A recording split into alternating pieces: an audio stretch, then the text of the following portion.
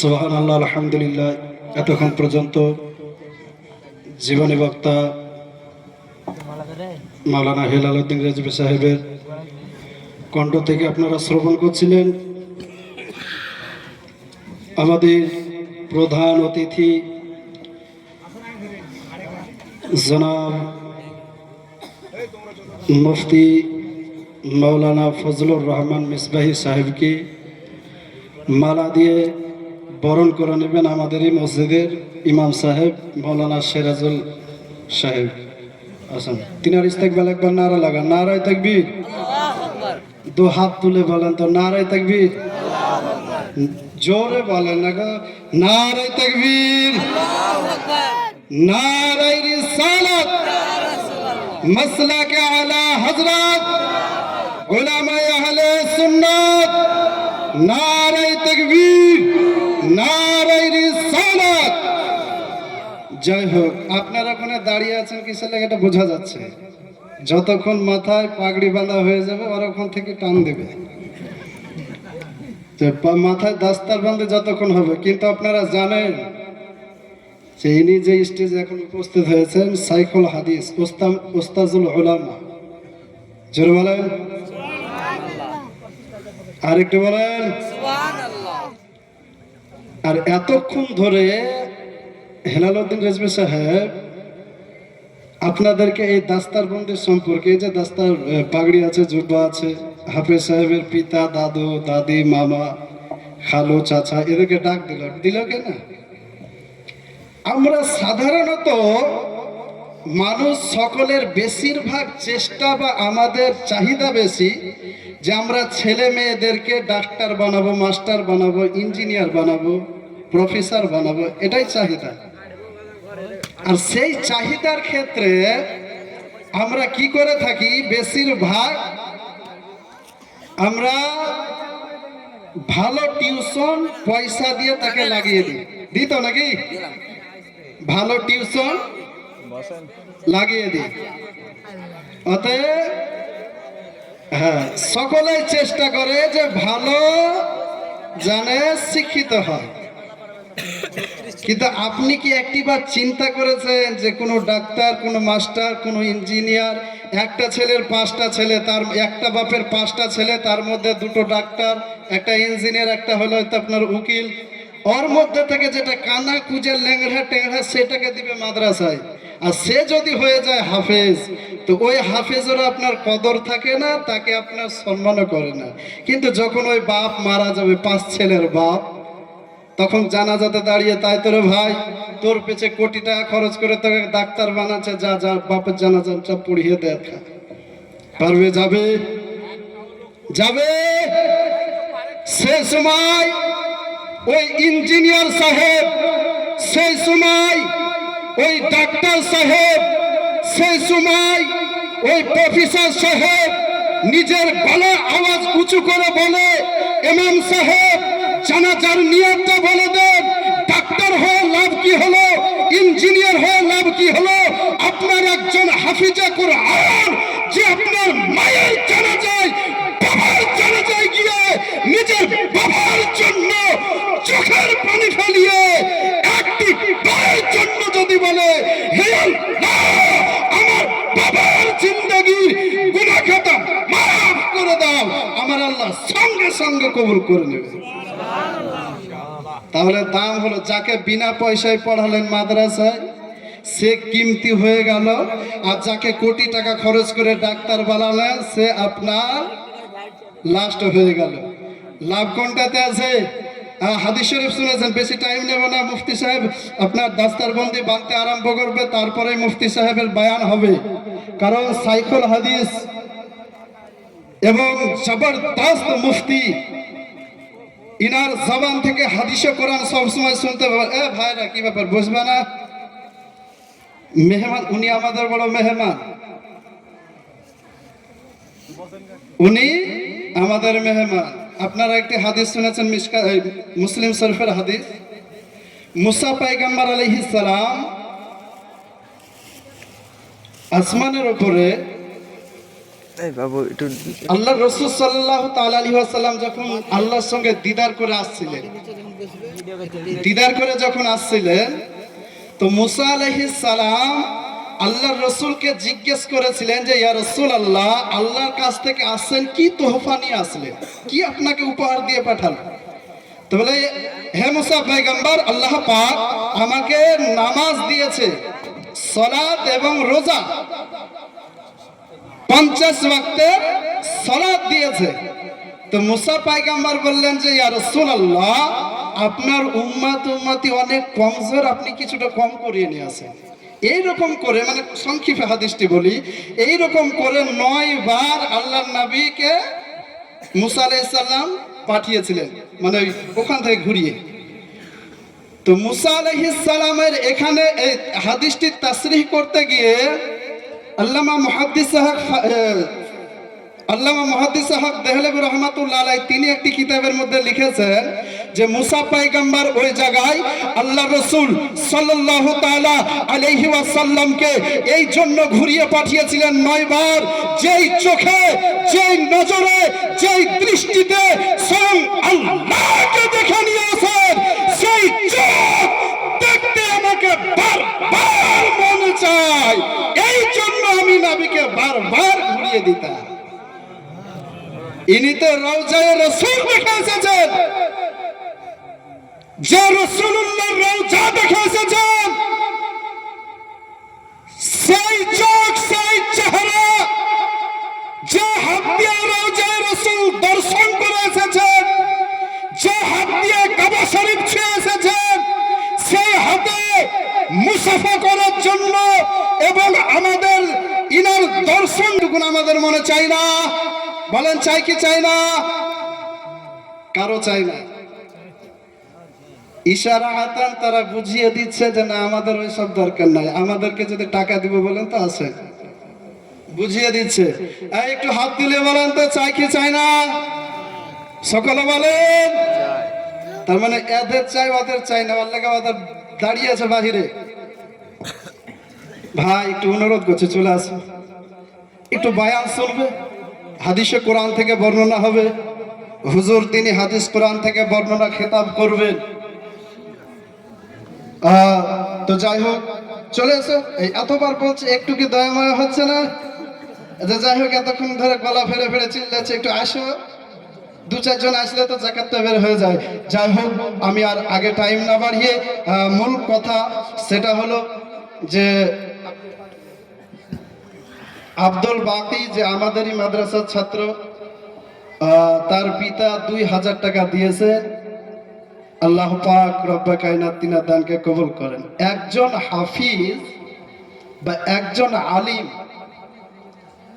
হাদিস শরীফের মধ্যে লেখা আছে 10 জনকে সুপারিশ করে জান্নাতে নিয়ে যাবে। জোরে বলেন, আরে জোরে বলেন। 10 জনকে সুপারিশ করে জান্নাতে নিয়ে যাবে। আচ্ছা, একজন একজন করেও যদি হাফেজের যে আত্মীয় স্বজন আছেন তিনারাও যদি অংশগ্রহণ করতে খুব ভালো হতো, হতো না?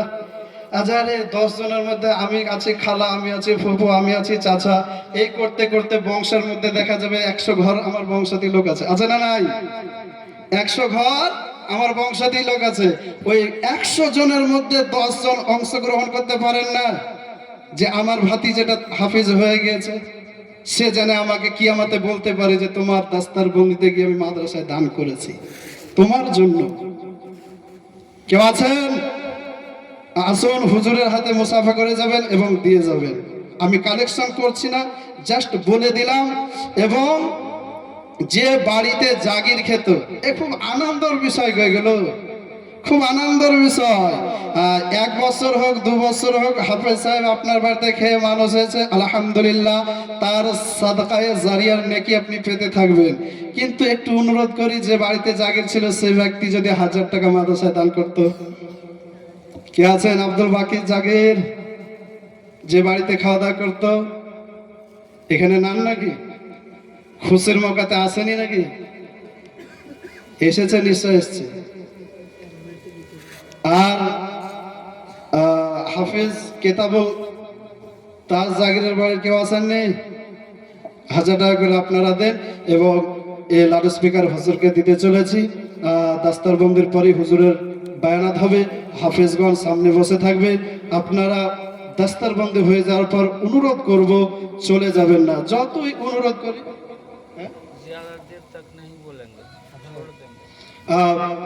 অনেক রাত্রিও হচ্ছে, আপনার ঠান্ডারও রাত্রি, অত বেশিক্ষণ বায়ানাত করবেন না। হ্যাঁ,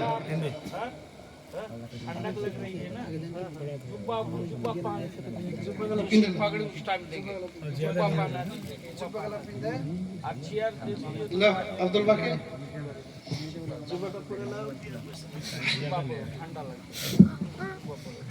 কই গো, আসলেন না এখন পর্যন্ত? কি ব্যাপার? আর মনে হয় যে খুব ময়া লাগছে যে জাগির এখান থেকে চলে যাবে, খুব ময়া দুঃখতে আর এখানে আসতে পারছে না, যে তাই তো আমাদের বাড়ি থেকে বিদায় হয়ে যাবে। এটা বিদায় হলে আর একটা নিয়ে নেবেন, কি আছে, অসুবিধা কিছু নাই। সুলতানপুর মাদ্রাসা চিনেন? সুলতানপুর মাদ্রাসা অনেক পুরাতন মাদ্রাসা। ওই মাদ্রাসার গ্রামের লোক ছাড়া বাহির থেকে খুব কালেকশন কম আর খাওয়া দাওয়া কম, মানে গ্রামের লোকের সবকিছু। কিন্তু ওই গ্রামে একাধ বাড়ি থেকে 8-10টা করে আলিম বের হয়েছে খেয়ে দেয়। আমি যে বাড়িতে থাকলাম সেই বাড়িতে 11টা ছেলে মানুষ হয়েছে, আমি যে বাড়িতে থাকতাম। তো যাই হোক, এবার মুফতি সাহেবকে আমরা লাউড স্পিকার দিতে চলেছি। উনার ইস্তেকবারে একবার জোরে সোরে ইস্তেকবাল করে আপনারা প্রমাণ করে দেন, যাতে আমাদের গ্রামের নতুন নওদাপাড়া এবং গুজিস্তিরামপুরের একটা চর্চা এবং নাম যেন ঝাড়খণ্ডে গিয়ে পৌঁছে যায়। কারণ হুজুর ঝাড়খণ্ড থেকে তিনি আগত। জনাব মুফতি শাইখুল হাদিস জনাব মুফতি ফজলুর রহমান মিসবাহি সাহেব, তিনার ইস্তেকবালে একবার জোরে নারা লাগান, হাত দুখন উপরে করে নেন, হাত দুটো তুলে বলেন নারায়ে তাকবীর, আরো জোরে নারায়ে তাকবীর, নারায়ে রিসালাত, মাসলাকে আলা হযরত, উলামা আহলে সুন্নাত, উলামা আহলে সুন্নাত, নারায়ে তাকবীর, নারায়ে রিসালাত, জনাব ফজলুর রহমান সাহেব কিবলা।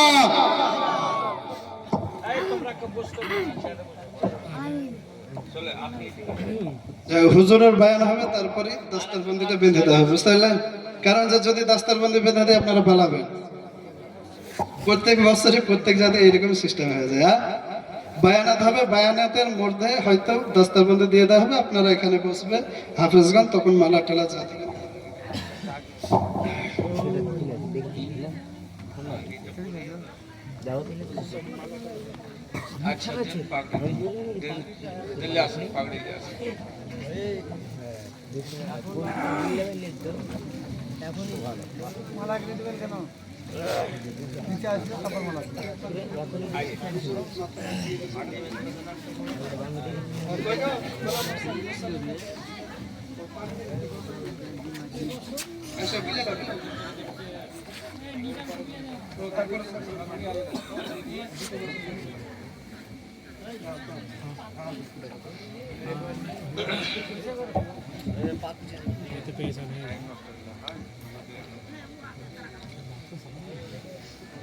अस्सलामु अलैकुम व रहमतुल्लाहि व बरकातुहू।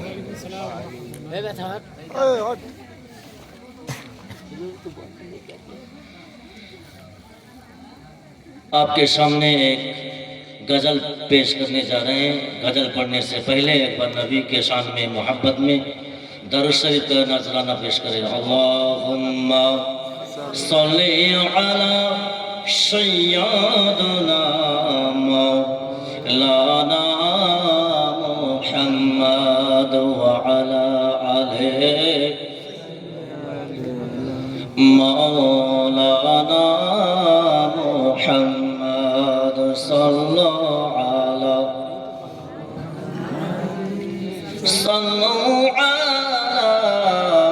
मुहम्मद हरदम जुबान से निकालो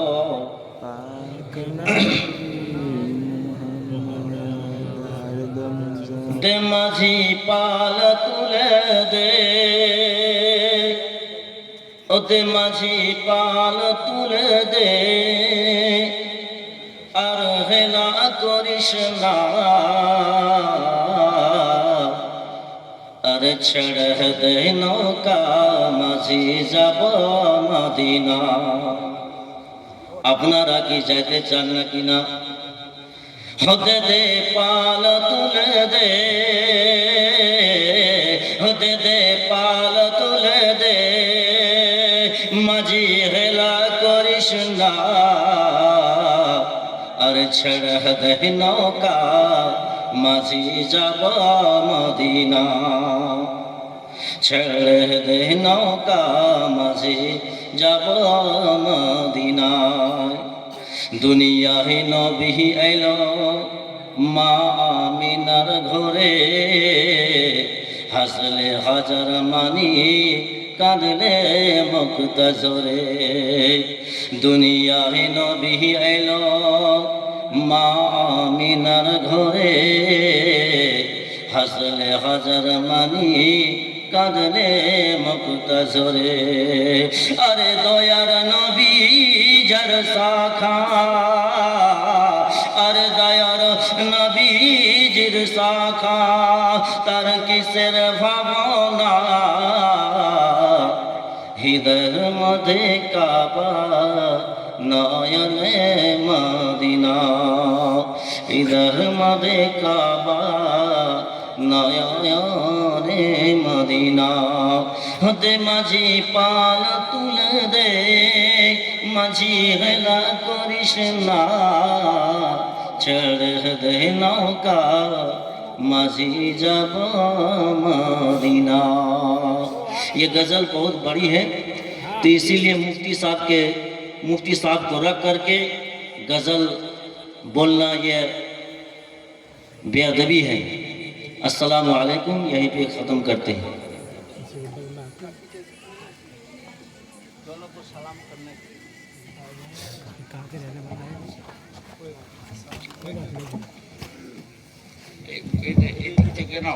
সালাম করে লো, তারপরে দাও মাইকটা।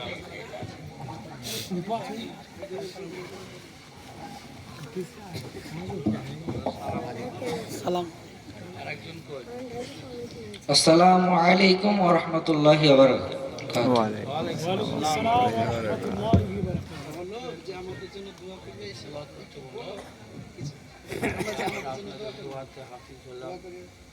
আমাদের জন্য আপনারা দোয়া করবেন ইনশাআল্লাহ। আমিন।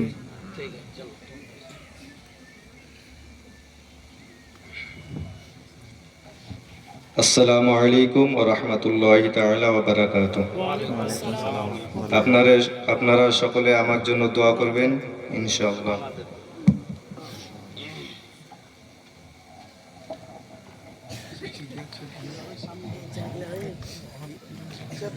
যে মালা দিবে এসে বসবে, যে বসবে না ও মালা দিবে না, বুঝলেন? মালা দেন আপনারা, দিয়ে এখানে বসে যাবেন। আর নাহলে যে বসবে না ও মালা দিবে না, কমিটির লোক ওখানে দাঁড়িয়ে থাকেন, হ্যাঁ না? যে মালা দিবে বসে বসে যাবে, ঠিক আছে? যারা মালা দিবে না বসবে না। কারণ একটা ওয়াজ নসিহত কোরআন হাদিস বলবো, আর আপনি আসলেন আর উঠবোস করবেন, তাহলে এটা কোরআনেরই বেয়াদবি হবে না, হাদিসের বেয়াদব হবে। তাই সুন্দরভাবে হাফিজ কোরআনের গলায় মালা দিবেন আর দিয়ে বসে যাবেন, দাঁড়িয়ে থাকবেন না কেউ। এখানে রাখো, সামনে রাখো। কই হাফিজ সাহেব দুজন কই আসেন?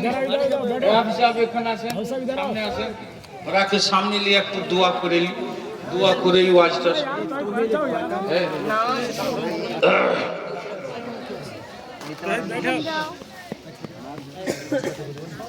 বসেন, বসেন। বসে যাবে, দাঁড়িয়ে থাকবে না। মালা দেখে बैठ जाए, कोई खड़ा ना रहे। ভিড় করে নাই, একজন একজন করে তাড়াতাড়ি করে মালা দিয়ে বসে যাও। আর আপনারা একটু ওই ফাঁকা জায়গাগুলো নিয়ে এসে বসে গেলে পুরনো হয়ে যাবে, একটু এসে বসেন না। এদিকে মালা দিয়ে বসো। কেউ পালাবে না, এদিকে আপনারা একটু ফাঁকা জায়গাগুলো এসে বসে যান না, সুবিধা হবে। হাদিস ও কোরআনের বয়ান শুনবেন, এতে আপনার লাভ আছে।